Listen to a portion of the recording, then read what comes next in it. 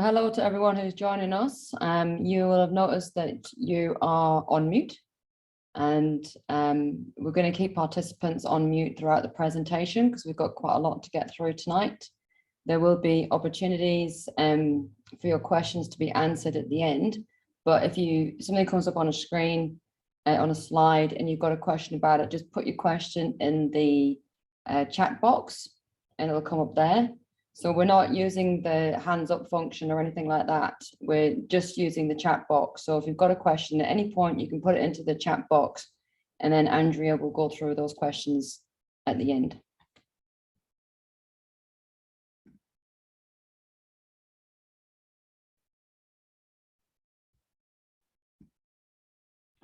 So I think we'll get going, Andrea, if that's all right. Yes, thank you, Hilary. So thank you to everyone who's joining us tonight, and hopefully if you haven't been able to make it tonight, then you're watching this on a recording at a later date. So we've got quite a lot to get through tonight, so we'll just rip straight into it. So this session is to give a background about the work that ORC has been doing in the Lake Hayes area, to outline a strategy for better rabbit management in the Lake Hayes area, and to give some examples about how a number of landowners are already actually managing this really well, and hopefully that will inspire more people as well. So some background around rabbit management in general, and I'll just put that down so I can see the screen. So quite a busy slide here, just to help to explain how we've come to where we are today. So rabbits first introduced into New Zealand in the 1850s.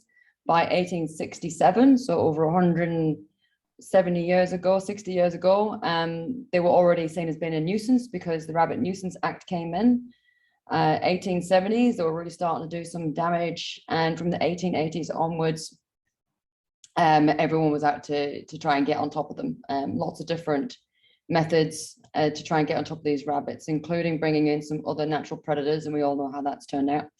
Anyway, let's fast forward to the mid-1900s, where we had the rabbit boards, and it was all about just trying to get on top of the rabbits. And there was funding from rates charged to landowners, and there was government subsidy as well to help with trying to do rabbit control. In 1984, it moved to more of a user pays policy, and the government funding was actually withdrawn. So until the mid-1980s, there was quite a substantial amount of central government funding that was put into rabbit control. And I understand that this was focused on the more rural areas.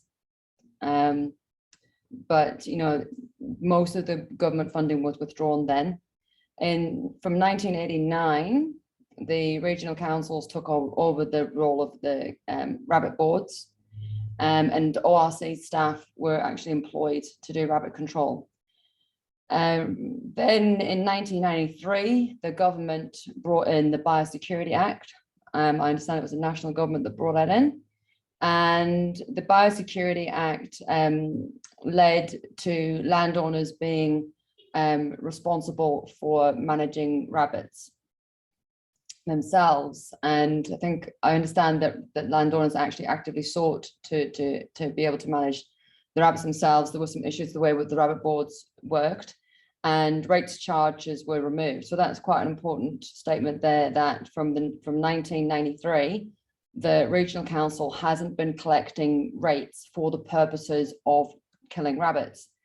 You will have seen ORC staff out and about doing rabbit control. That's because the ORC established a regional services business unit, which essentially was an arm of the council that acted like a biosecurity contractor. So there were regional council staff out there killing rabbits, but they were being engaged by individual landowners, and individual landowners would get an invoice for that work. So just to reiterate, that wasn't a rate subsidized service, that was individual landowners paying for that service. In 1996, we had the first regional pest management plan, which provides rules around how rabbits are going to be managed in the region. And in 2015, the regional services, so that was that rabbit control arm of council. In 2015, that was actually disestablished. There were a number of different reasons, but it was seen to be a bit of a conflict that ORC staff would come out and tell you we've got a rabbit problem and that you were non-compliant with the regional pest plan, but then the same staff would conveniently charge you to come and kill the rabbits for you. So there was a bit of a conflict of interest there. So the regional services unit was disestablished. So regional council staff have not been paid to kill rabbits since 2015. So, and then in 2019, the new regional pest plan was adopted, and I'm going to go through what the rules are in the new regional pest plan now. So just to reiterate, council hasn't collected rates for doing rabbit control since 1993, and there's been no staff engaged in doing rabbit control since 2015. So where are we at now? Rules, roles, responsibilities. So the regional pest management plan has a rule that says that occupiers of land must control feral rabbit densities to below level 3, at or below, sorry, level 3 on the modified McLean scale. And so the modified McLean scale is a way of measuring rabbit infestations on a property. And there's more information on the regional council website about how the modified McLean scale is used. So where we're at now is the responsibility for complying with this rule sits with the landowner occupier. So if you own land in Otago, you are responsible for ensuring that the rabbit numbers on your land is at or below level 3 on the modified McLean scale. So where does the ORC come into this? So ORC, to reiterate, is not out there doing rabbit control. Instead, it is there to require landowners to meet the rules in the pest plan. It's out there to require landowners to maintain rabbits to at or below level 3 on the modified McLean scale. And ORC is also out there to do education, advocacy, and provide facilitation. So that's what we've been doing in Lake Hayes. So in Lake Hayes, in response to some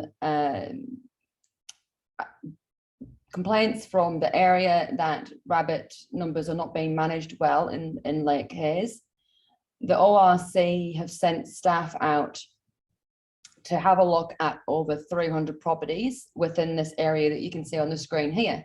So every property that is in blue, the regional council staff went to that property and undertook an inspection to identify whether that property would be considered to be non-compliant in terms of the regional plan rules. The properties in yellow are smaller properties.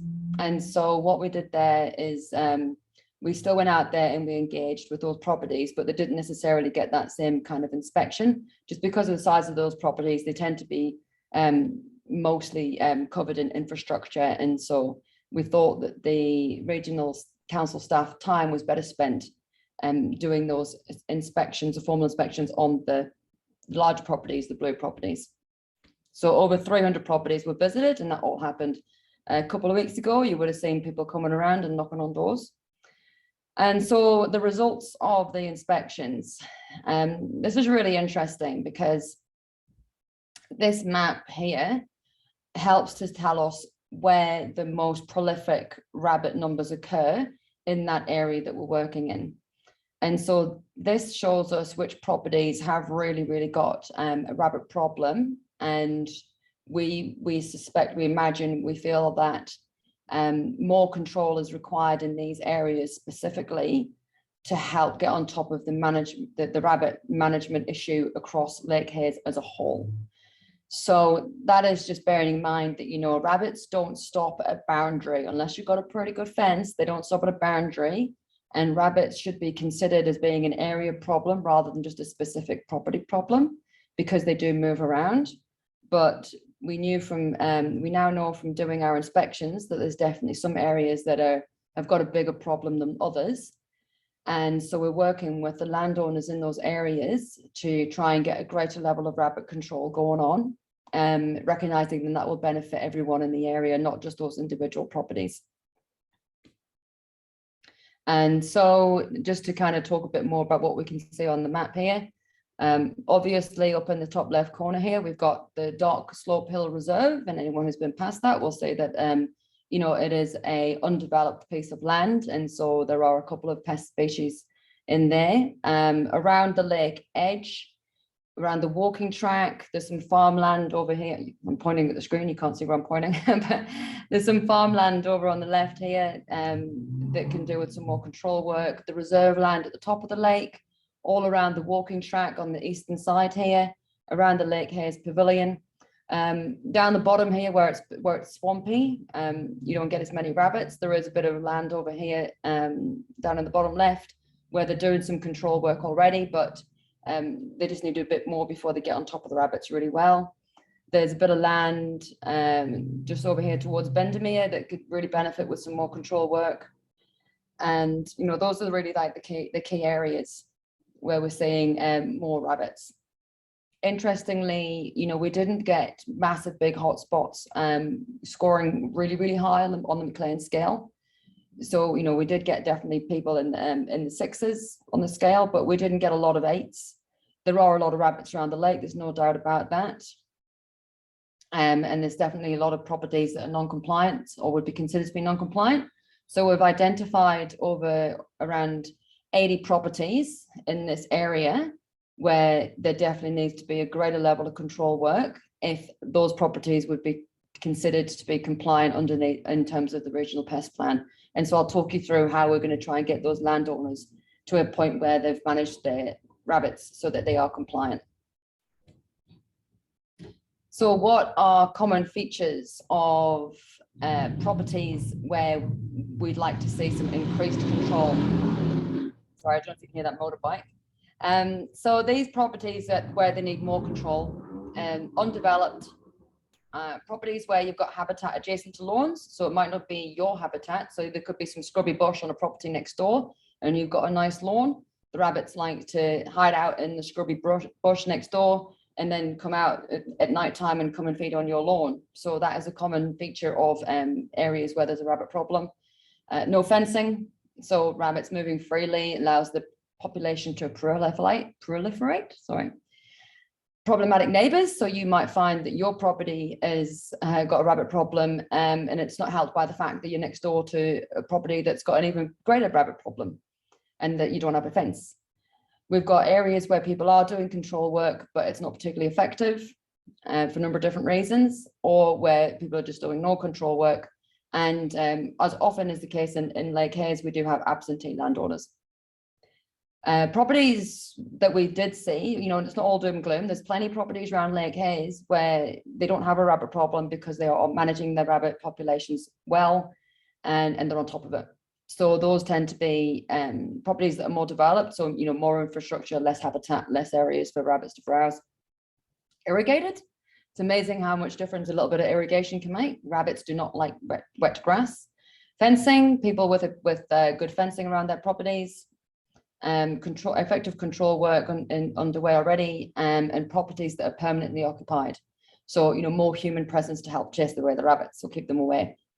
And just wanted to reiterate that you might not have a lot of burrows on your property, but if you don't have a good fencing and other control methods in place, and if the rabbits are just passing through, seeking refuge, hiding out in under your deck or under some bush on the edge of your property, then your property itself could still be contributing to the problem in the wider area.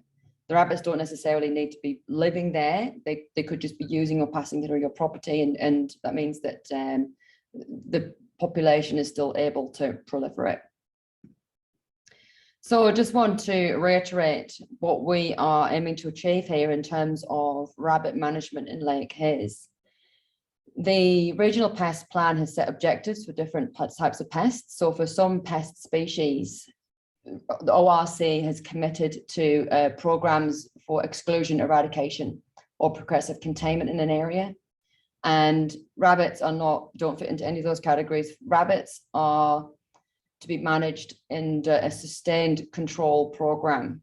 So just to reiterate that the ORC is not seeking to eradicate rabbits from Otago.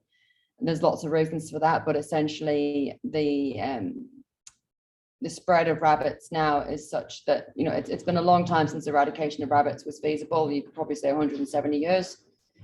since that was feasible. If you have a smaller area and you've got a really good fence and a really good program, you can look to eradicate within that area. But ORC's strategy for Otago is not eradication, it is sustained control, with the target of landowners maintaining rabbits to a level of 3 or below on the modified McLean scale. Right, everyone wants to know, Lake Hayes, what about all of that public land, which a lot of people know is housing a lot of rabbits? So we have been in discussions several times with QLDC, DOC, and LINS, who manage the public land. Sorry, just go back a screen. I'm using a Mac and it's being a little bit jumpy, so apologies if it's jumping around a bit. So we've been in touch with DOC, QLDC, and LINS about what to do around this public land. And we've got a few statements here from those agencies. Those agencies acknowledge the presence of rabbits on the land they manage in the area. They are committed to working with ORC and the owners of neighboring land with high rabbit densities to develop workable solutions to managing rabbits. This may include fencing or other methods like pesticides. The agencies are committed to reducing rabbit numbers, but we do recognize that given the size and complexity of the reserves and other public access land, this is not a quick fix. Managing rabbits is and will continue to be challenging, and regular communication with ORC and the neighboring landowners is the focus currently. So a couple of things to note there. A lot of people think that QLDC is doing nothing about rabbits around Lake Hayes. That's not true. QLDC is actually out there regularly. I think they use dogging and netting to sweep up rabbits from Lake Hayes Pavilion. So they do take away, dozens of rabbits at a time. I don't think they do a lot on the track right now, but they're definitely doing a lot of work around the pavilion. But you can go in there and you can scoop up a whole lot of rabbits and take them away, and all you're doing is creating a vacuum with more rabbits to reinvade because the rabbits in the wider area are not being managed.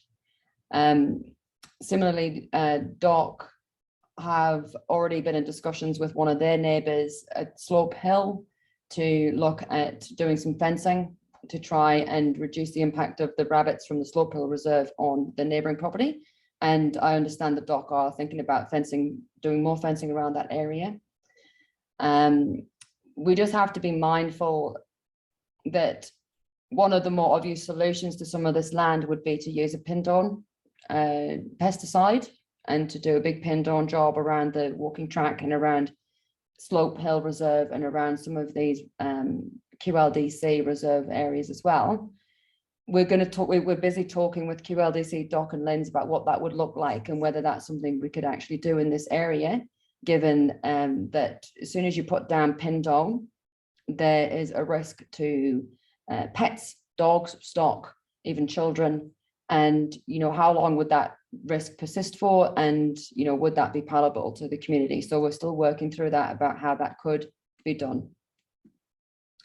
So I just want to talk about different approaches to rabbit management. There are 2 different ways that you can look at rabbit management, and what we typically see is what we call a reactive strategy to rabbit control. So that is where, like Lake Hayes, we have a high level of infestation. And so the reactive thing to do would just be to get out there and kill as many rabbits as possible. This has already been done in Lake Hayes. I think it was about 2013 that the ORC, under the Regional Services Unit, which has since been disestablished, coordinated a big pin-down job around Lake Hayes. And a number of rabbits were killed. And everyone thought that was great, and not a lot was done after then. So a pin-down operation is never going to kill 100% of the rabbits. And in somewhere like Lake Hayes, you might be lucky to get 70%. So if you've got 30% of your population remaining, what happens is they breed like rabbits. And then we end up in a situation where we are now, where the population has just bounced back, literally. So that is because there was a reactive approach, was get out there, kill a lot of rabbits, feel happy that we've killed a lot of rabbits, but don't really do anything about the rabbits that are left behind. And those rabbits that are left behind, then they just the population bounces back. So that's a reactive approach. What we've been trying to develop for Lake Hayes, or with Lake Hayes landowners over the last few months, is how do we take a more strategic approach, rather than just waiting until we're at crisis levels and throwing Pindone around. How do we actually try and take a more strategic approach? And that is where you would be keeping a closer eye on what rabbit numbers are doing.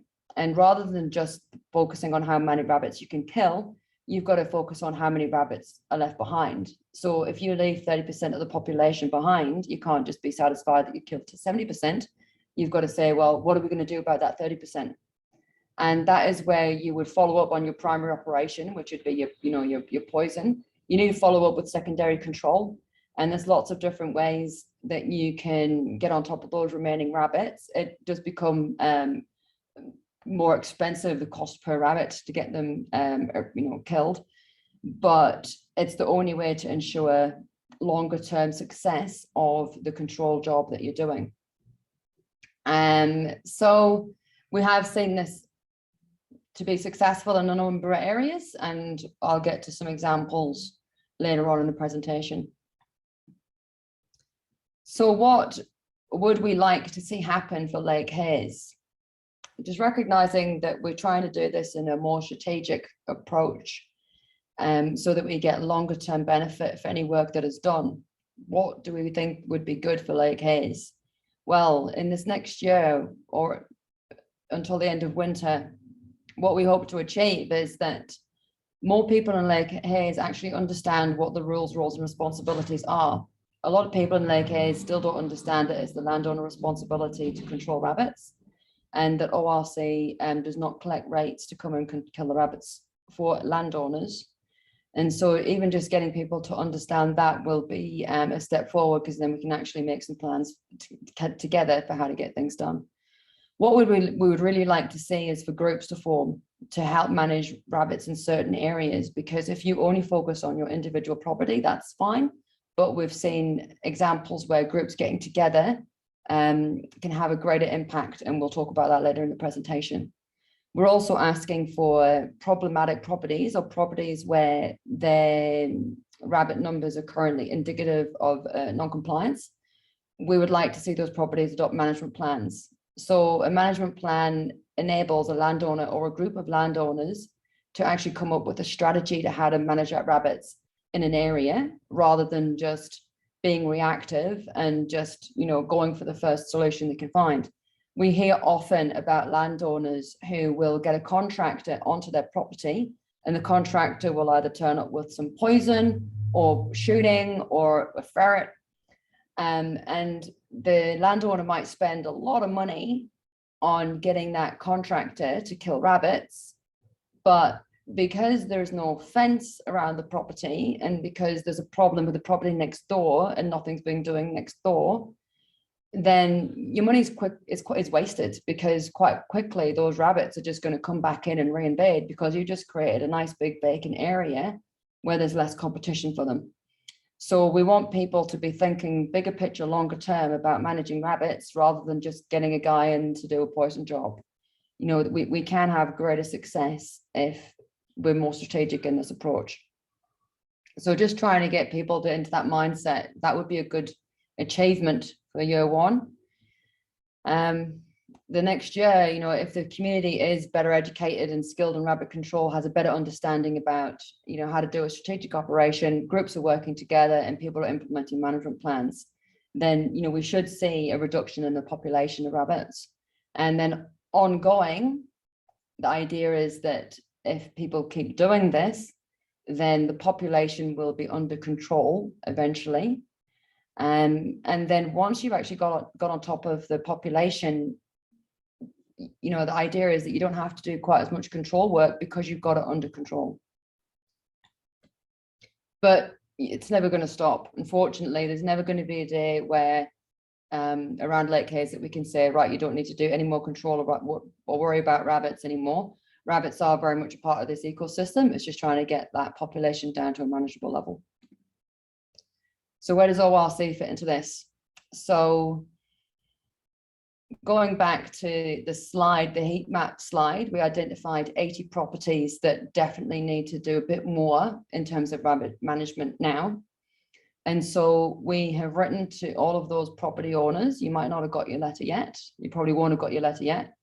But we've written to all of those landowners to say, we would like you to develop a management plan to show us how you're going to get on top of your rabbit population by the end of winter 2022.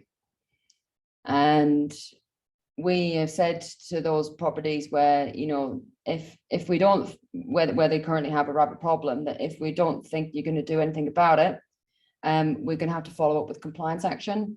And the reason why is because it's just not fair or reasonable to ask people to do work if their neighbours are not doing anything.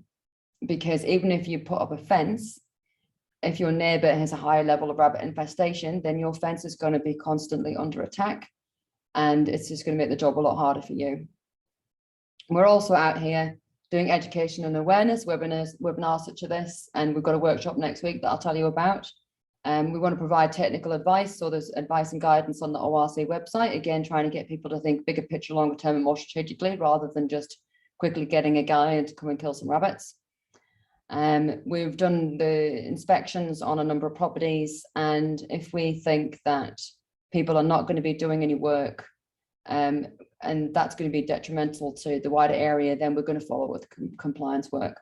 And I'll talk to you about how that's going to happen. But basically, it's a little bit of a drafting gate system. So we've already been out there and identified properties that need more work, and that's 80 odd properties. So that was the first drafting gate, I suppose. The properties that need more work, we've called them high risk properties because we feel that these properties could compromise the rabbit management efforts of everyone in the wider area. And so this is the second drafting gate, where we are asking all of those properties to submit a management plan to tell us how they're going to get on top of their rabbit problem by the end of this coming winter. If that property owner occupier submits a management plan and we are satisfied that they are going to do the work that is necessary to get the rabbit population on their properties down to an acceptable level, then we'll say to them, right, that's great. We support you with that. Let us know if we can do anything else to help, but otherwise, you know, we're going to leave you to go on and do that. And we're happy that you are not going to create a problem for other people in the area who are also managing rabbits well. If those property owners come back to us or don't come back to us at all, so if we don't get a response from them and they don't submit a management plan, or if they submit a management plan and we're not convinced that what they're proposing is going to be adequate to get the rabbit numbers down to an acceptable level by the end of winter, then we are going to follow up with some compliance work. And that's because the compliance pathway, it does take time, but we need to make sure that all landowners in this Lake Hayes area are part of this program, because otherwise it's just not going to work, and it's not fair and reasonable on those people who are doing a lot of good work if their neighbours are doing nothing. And also, you know, if we do have absent landowners who are just not engaging with us at all, we do have a option of going in there and doing the control work and then charging that to the landowner. But to get that, there's a number of steps that have to be followed until we get to that process. But it is part of the compliance pathway. So if we suspect that we have landowners who are not going to do the work that is necessary, we'll send them off down this compliance pathway.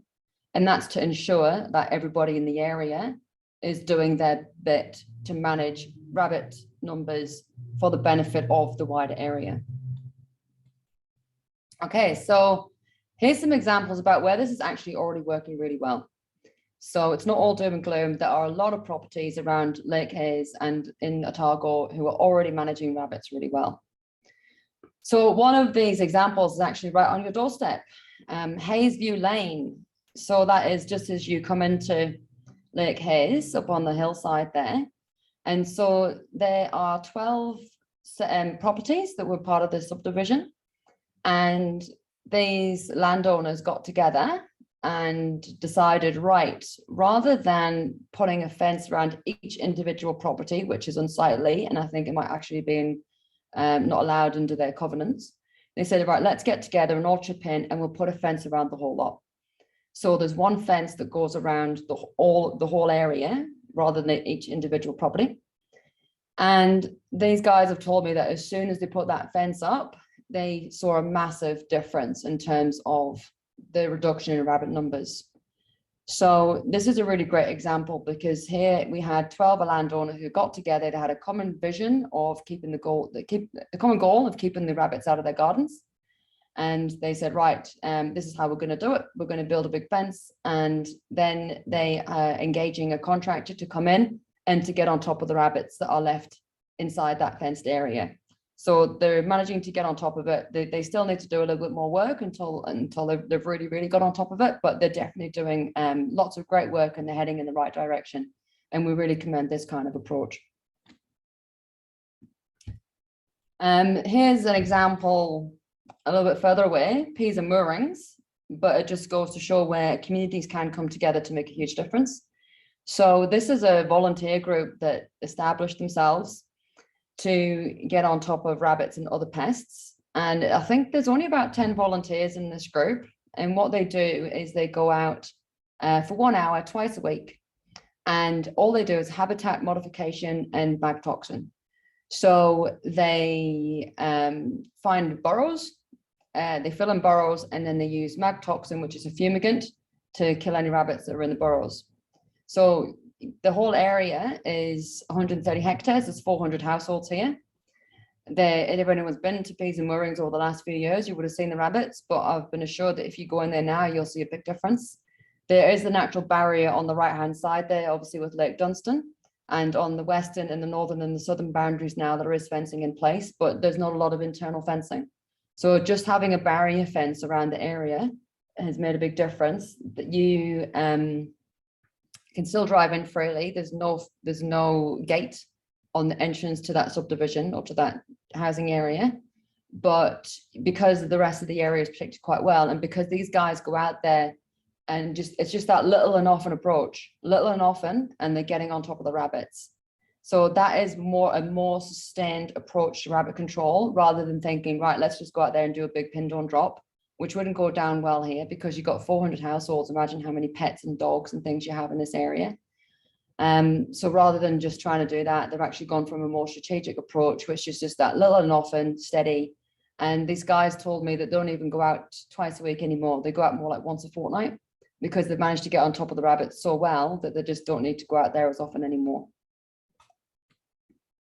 Bendemeer, so this is closer to home. Bendemeer is managed by a body corporate, and I appreciate that a lot of people don't have body corporates managing their subdivisions in those areas. But one of the reasons why I really like this Bendemeer example is because there are 42 landowners over a large area, 110 hectares, and they do have a groundsman. I know not all of us have groundsmen, but the residents help with rabbit control daily. So basically all the residents, when they are out walking or they're on their properties or they're just out and about in this area, if they see sign of rabbits, so if that's a freshly dug warren or fresh scratchings, or if they can see an issue with the boundary fence, so there is quite good boundary fences around this whole area. Sorry, there are quite good boundary fences. They will put up a white pole. And so it's a white pole system. So basically, they are the eyes and ears on the ground looking out for signs of rabbit intrusion or invasion. So this is ongoing monitoring to just keep on top of that population. They put in the white pole, and that helps the groundsman to focus where he needs to go in terms of, filling in those warrens, doing some fumigation, fixing the holes in the fence. So that is an example of where ongoing management, ongoing monitoring is just helping to keep on top of the rabbits in that area. And they've still got a bit of work to do, but it's fantastic to see what they're doing in there already, and it clearly has really made a difference. So if you want to do rabbit control on your property, there are a number of different options. I would thoroughly recommend that before you spend any money, you look at where your defensible barriers are. Because if you go and spend a lot of money on a control option and there's no defensible barrier, then you're just going to get reinvaded quite quickly. So if I was going to spend money, I would be saying to people, I would encourage you to invest rather than just spend, and fencing is a good investment. There is no such thing as a rabbit-proof fence. Rabbits can still breach fences because fences need to be maintained and they need to be constructed well, and we'll get onto that in the next slide. A lot of people think you can just put up a bit of mesh and walk away, and that's not the case, but we'll talk about that. Pin down is the toxin of choice for a lot of people.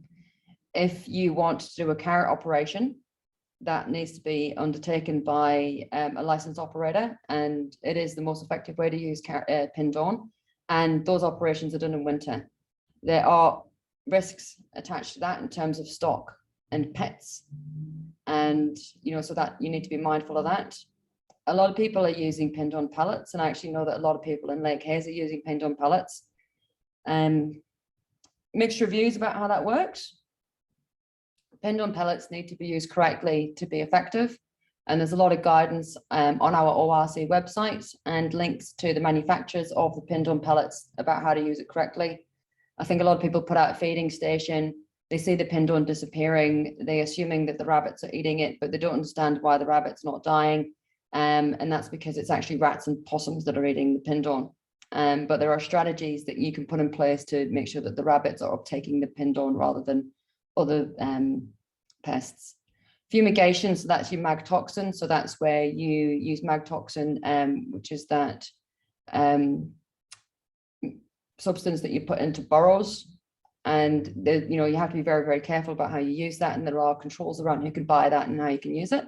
Again, there's information on the ORC website. Shooting is good where you only have a couple of rabbits and where you don't have close proximity to your neighbors, obviously. And obviously there's legal requirements around shooting. I understand that you can use a slug gun now quite effectively, depending on where you are and how many rabbits. But if you have a massive rabbit infestation, then shooting isn't going to get on top of your population. Any kind of habitat modifications. So I know that on my property in Dunedin here, we've got a wood pile and the rabbits live in the wood pile. If we were to remove the wood pile, that would definitely help. So that's something we're working on. But again, these are the kind of things that if you've only got a couple of rabbits, you should be doing these things. If you've got a massive amount of rabbits, you need to be looking at a poison job to break the back of the population initially. For a lot of people, the best option is going to be engaging a contractor. And we do hear horror stories of, again, people engaging a contractor who comes out, who will charge them a lot of money to do a pinned on job, and then they haven't talked to the landowner about long-term goals or more of a strategy around how to manage rabbits. And so, the contractor will do the poison job and you're quickly reinvaded. So, these are certain questions you want to be asking your contractor is, what's their experience? Have they done operations locally? If the contractor doesn't want to come out to check out your property before giving you a quote or a plan, I would question, their strategy there. Ask your neighbors who's doing what and what's worked well. Has someone used a contractor? How did they find them? Were they impressed with their work? Were they happy with it? Talk to your neighbors. That's a really good way to find out who the good contractors are out there. All right, back to fencing. No such thing as a rabbit-proof fence, but it can help a lot, and we definitely encourage it. So a lot of people will put up a fence and it's just not effective. That's because the mesh sizes that some people are using is too big, and so you're still getting small rabbits coming through. Another problem is some people have used quite cheap mesh, and the wire is not very strong, and so the rabbits can actually push through. A lot of people don't build the fences very high. We want to see fences at least 600 mil high, if not 900 at least. Rabbits can still jump over anything lower than 600. And there needs to be a skirt, or at least, part of the netting needs to be buried into the ground. And burying it into the ground can end up being very, time consuming and difficult. So you can have a skirt that's laid on the ground and have that pinned and lots of stones on there. But with any fence, we're really encouraging that you need to be checking your fence regularly, looking for signs of, rabbits breaching the fence, pushing holes in it, pushing underneath it, and to be maintaining your fence as well. A well-constructed and well-maintained fence will do a really, really, really good job. In terms of fencing, if you were hoping to work together with your neighbours to build a fence, there are some regulations under the Fencing Act which state that occupiers of adjoining land can approach their neighbours to share costs in building an adequate fence. An adequate fence is one that is suitable for the purpose that it's intended to serve. So I've never personally challenged a neighbour under the Fencing Act, so I'm not fluent in how it works, but I'm just aware that it is there. But just please bear in mind that it doesn't apply to roads, national parks, railway land, dock marginal strip, or Esplanade Reserve. So for some of you who might be adjacent to the highway, I don't think that you can approach NZTA and ask them for costs. If, however, one of these agencies, say QLDC, was doing a bit of fencing and they said, look, we want to fence an area around one of our reserves and you're our neighbour, let's go Harvey's on the cost. I think that would be a really, really good opportunity for you to get some of your fencing costs paid for, because under the Fencing Act, I don't think that they have a requirement, because if it is a reserve, I don't think they have a requirement to share the costs. So if one of these agencies offers to share the costs, I think that's fantastic. Otherwise, if it's just a privately owned piece of land, there may be an option here to approach your neighbours to ask to share the costs for fencing. That's right. So what are the next steps? So we have written to all of those properties, those 80 odd properties, where we saw that they needed to increase the right amount of rabbit management that they were doing. We have written to all of those properties and asked them to provide us with a management plan to show us how they're going to get on top of their rabbits by the end of winter. We've also sent everyone a template to help them do that. And we are running a session next week on Friday, the 19th of November, 6 o'clock. If you want to develop a management plan for your property and you want some help in doing that, we're going to have ORC staff available at the Lake Hayes Pavilion next Friday to give you some guidance on what constitutes a good management plan, and what might be some really good control options for your property. So please come along next week if you're around. If you have identified as one of these high-risk properties, one of these properties where we've seen that you definitely need to increase the amount of rabbit control that you're doing, we definitely want to see you there. Please, we're here to help. We want to help people to come up with good plans. If you have not received a letter but you still want to do some more work on your property and you want a management plan, come along anyway. If you just want some further advice and you just want to talk to some ORC staff about what you could be doing, or maybe why things aren't working on your property, come along and talk to the staff. We're going to be there next week to help you out. So that is the end of my speaking bit, and I'll go back to Andrea now and see if there's any questions.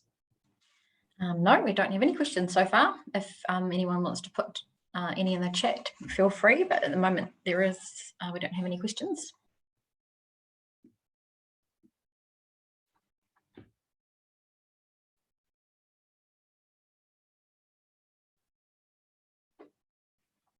I can see a couple of people typing, so we might be getting something coming in. Yep. Just want to acknowledge that we've got QLDC and DOC sitting in on this presentation as well. So just to reiterate that, this approach is not exclusively to private landowners. We are taking the same approach with DOC and QLDC as well, and we're expecting all landowners, who need to up their game. That includes DOC and QLDC, and so we're working with them at the same time as all of the other landowners. And so that's why they're sitting in on this webinar tonight.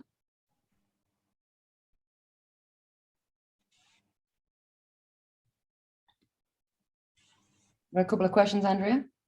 No, just some comments.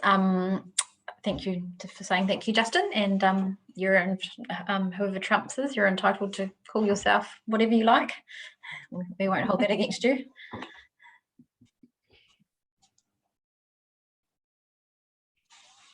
That's it.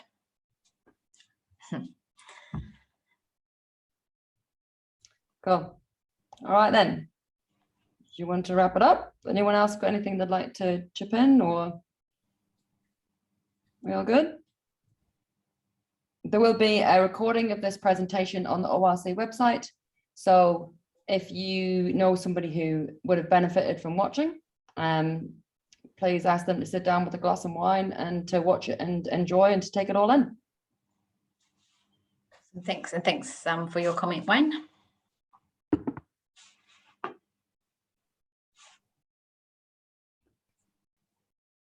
Great. All right, everyone can go off and have dinner. Cool. Thanks, guys. All right. Thank you very much for everyone for attending.